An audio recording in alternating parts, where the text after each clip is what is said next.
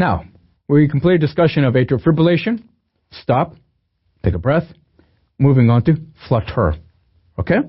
So, the end part of this section for supraventricular tachycardia will end with flutter as being our discussion. Atrial flutter is a regular atrial tachy. Read regular. What happened to atrial fibrillation? Irregular.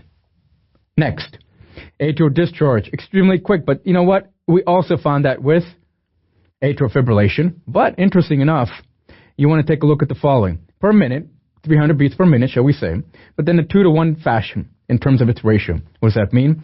A 2-to-1 to P waves to every QRS complex, leading to a regular tachy at approximately 100 beats per minute.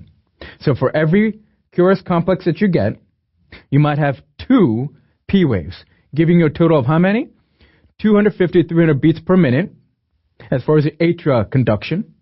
But then in terms of its regular tachy, it would be approximately 150. Make sense of that? That's just simple math. Now, the F waves, quote unquote, on ECG will then give you your sawtooth. So if you take a look at this ECG, sawtooth type of appearance, regular rhythm, the QRS complex is showing up regularly, and it's the fact that it's a 2-to-1 ratio. So look for that, and you'll be in good shape for flutter. We'll take a look at some etiologies and such coming up shortly. Patients can be asymptomatic, present with palpitations, lightheadedness. Now, syncope, all these are nonspecific, all because of decreased cardiac output, as you can imagine. Palpitations, increased heart rate, lightheadedness, and syncope. Causes. Now, I'm going to slow down here just a little bit to make sure that we're clear. The causes that we saw for atrial fibrillation were very common things, such as hypertension, diabetes mellitus, pulmonary embolism, so on and so forth. Here, with atrial flutter, a little bit different. Post-bypass, huge. We have PE in both, atrial fibrillation, atrial flutter. Irregular, if you saw irregular, what does that mean to you? AFib. Regular, you're thinking about atrial flutter. Valvular heart disease, CHF, and perhaps even digitalis or digoxin toxicity. Causes of atrial flutter. You really want to pay attention to that ECG. Sawtooth is what we saw and what we talked about. Rate control. Once again, here's my dig. Why? Not because of its effect on inhibition sodium potassium pump per se. It's the fact that it's able to slow down the AV node. Which calcium channel blocker works better on the heart?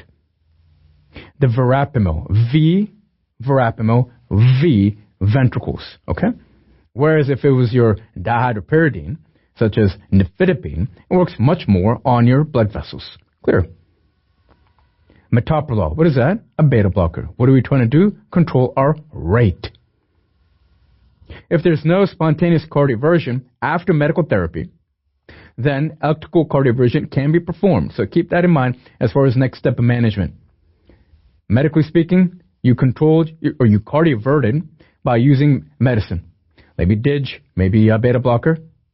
But if that didn't work, then you have to resort to electrical cardioversion. If greater than 48 hours, 3 to 4 weeks of anticoagulation.